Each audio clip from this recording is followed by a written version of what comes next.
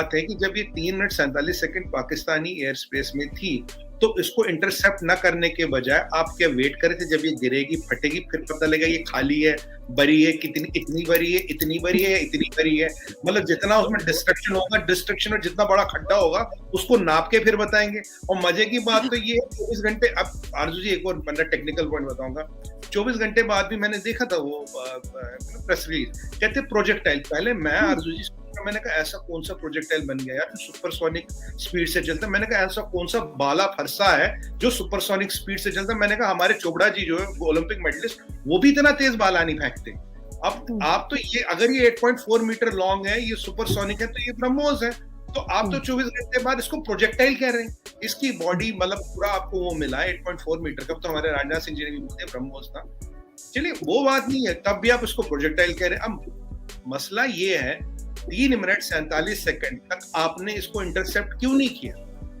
नहीं मतलब सुमीत जी, आप लोग किसी बात से खुश नहीं होते।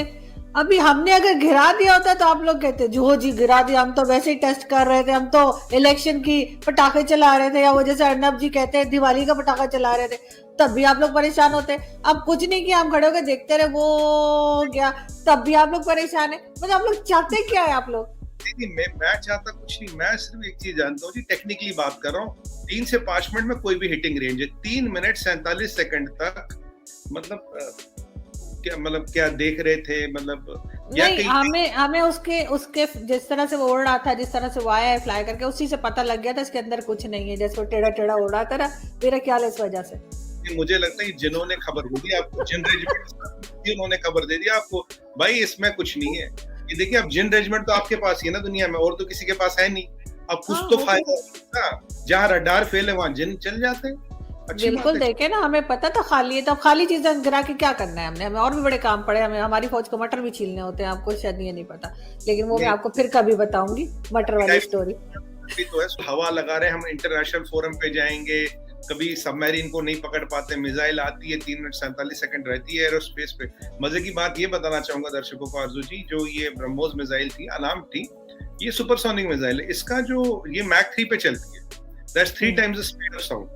तो अब इसका जो हिटिंग रेंज है पाकिस्तान में कहीं भी 3 से 5 मिनट है, ठीक है जी, कोई भी टारगेट। ना मुझे एक चीज समझ नहीं आती, मेजर जनरल साहब कह रहे थे, एयर मार्शल साहब उस दिन ISPR में कह रहे थे, it was 3 minutes and 47 seconds in the Pakistan sky. अब मुझे एक बार बताइए, जब मिसाइल उड़ी, ये तो आपको दिख गया, चले आपने ट्रैक कर लिया, अच्छी बात है। 3 मिनट 47 सेकंड का आंकड़ा आपको कोई भी 20-20 हजार का चाइनीज रडार भी दे देगा।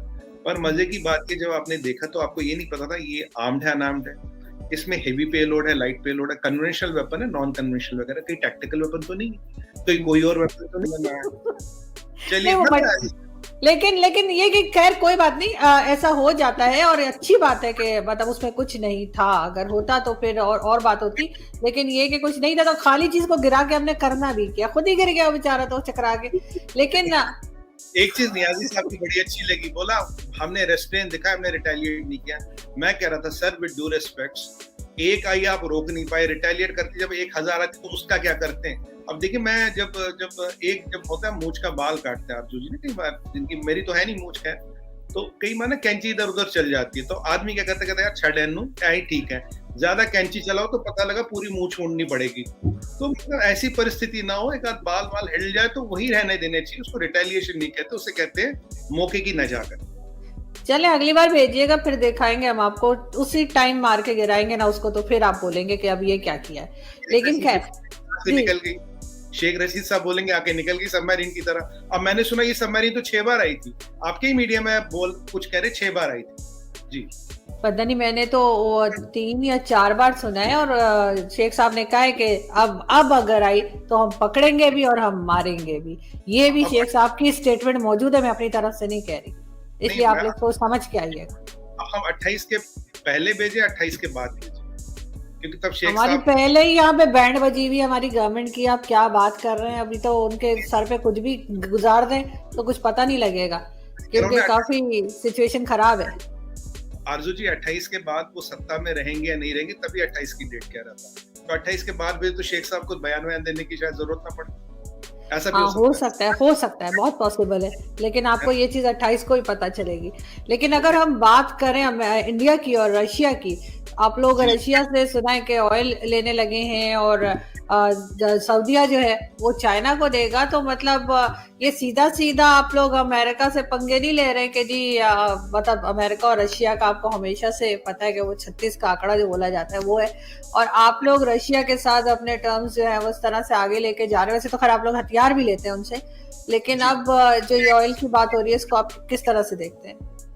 देखिए आरजू जी, ये ऑन अ सीरियस नोट आपने बड़ा अच्छा सवाल पूछा और इस पे काफी कंफ्यूजन है क्या। अब लोग इसको देख रहे हैं यूक्रेन की वॉर के पर्सपेक्टिव से। अगर आपको याद हो जब पुतिन साहब यहाँ आए थे तब हमने इस पे डिस्कस किया था, तब हमारे 29 एमओयूज हुए थे। उनमें पहली बार एक एमओयू उस दिन मैंने आपको बोला था हुआ था ऑयल पे, और इंडियन ऑयल ने एमओयू किया था एक रशियन कंपनी से। तो ऑयल लेने की कवायद तब शुरू होती है जब पुतिन साहब यहाँ थे। ये यूक्रेन की लड़ाई वड़ाई अमेरिकन से कुछ लेना देना नहीं है। अगर आप अब यूएसएसआर की इकोनॉमी को देखें आरजू जी, उसके 2 पिलर हैं। देखिए पहली बात, रशिया जो है केवल 14 करोड़ की आबादी, 1.4 ट्रिलियन का जीडीपी है। अभी पुतिन के पास 630 बिलियन का फॉरेन एक्सचेंज रिजर्व।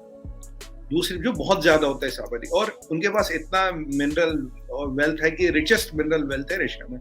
तेल, अपना तेल की एक प्रॉब्लम है रशिया की, जो एक्सट्रैक्शन करते हैं वो टेक्नोलॉजी काफी पुरानी, उन्हें कहते हैं वो जो रिफाइनरीज होते हैं उन्हें टी केटल्स कहते हैं। बहुत पुराने स्टाइल की रिफाइनरीज है उनके, जैसे अमेरिकन का हेलिबर्टन का ले ले या अमेरिकन कंपनीज का ले ले, शेल का, वैसे उनका ऑयल एक्सक्वेशन का प्रोसेस नहीं है, क्योंकि वो उनका कोई प्राथमिकता नहीं रही है। अब इनकी जीडीपी चलती है हथियार बेच के और तेल बेच के। मैं हमेशा से अपने गवर्नमेंट पे यहाँ नेशनल टीवी पे काफी डिबेटों में कहता हूँ, यार आप पुतिन को आप हथियार और तेल की गारंटी दो, वो आपसे दोस्ती करता रहेगा। तो ये मैंने कहा हम पुतिन से तेल क्यों नहीं लेते, हम दुनिया भर से तेल लेते हैं। परिस्थिति है अर्जुन जी, 85% हम तेल इंपोर्ट करते हैं, जबकि हम हर साल 3 से 5 कुएं खोद देते हैं। एक कुआं खोदने में मोटा नॉट गेटिंग इन टेक्निकलिटीज, एक कुआं खोदने में 300 से 500 करोड़ लगते हैं। तेल निकला नहीं निकला, पर एवरेज है कि अगर 5 में से एक आध में भी निकल जाता है तो सारा खर्चा पानी निकल जाता। हम भी अपना तेल ढूंढ रहे हैं, बट हकीकत ये, चाइना के बाद we are the number 2 energy importers in the world. अगर आप इस इक्वेशन में करीब 1 साल पहले जाए, 1 साल पहले नंबर 1 सप्लायर था सऊदी अरब। ठीक है जी, धीरे धीरे इक्वेशन बदलती गई, आज नंबर 1 सप्लायर है USA is now oil surplus, oil export करता है। नंबर 2 नाइजीरिया है, नंबर 3, ये थोड़ा आगे पीछे चलते रहते हैं, नंबर 3 इराक है, नंबर 4 स्टेज पे आ गया है सऊदी अरब। अब जो यूएस के साथ हमारा ट्रेड सरप्लस है करीब 20 से 25 बिलियन डॉलर, उनका ये कहना होता है भाई आप हमसे कुछ और चीजें ले लो। अब जब आप ऑयल किसी से लेते हो तो आपको अपनी रिफाइनरी के स्टैंडर्ड्स, कुछ मशीनरी या कुछ जो इक्विपमेंट होता है उनको अपग्रेड करना होता है। हर क्रूड हर जगह का सेम नहीं होता। हेलो एवरीवन, हमारे चैनल पे आप सबका स्वागत है। अगर आपने अभी तक हमारे चैनल को सब्सक्राइब नहीं किया है, जल्दी से कर दीजिए।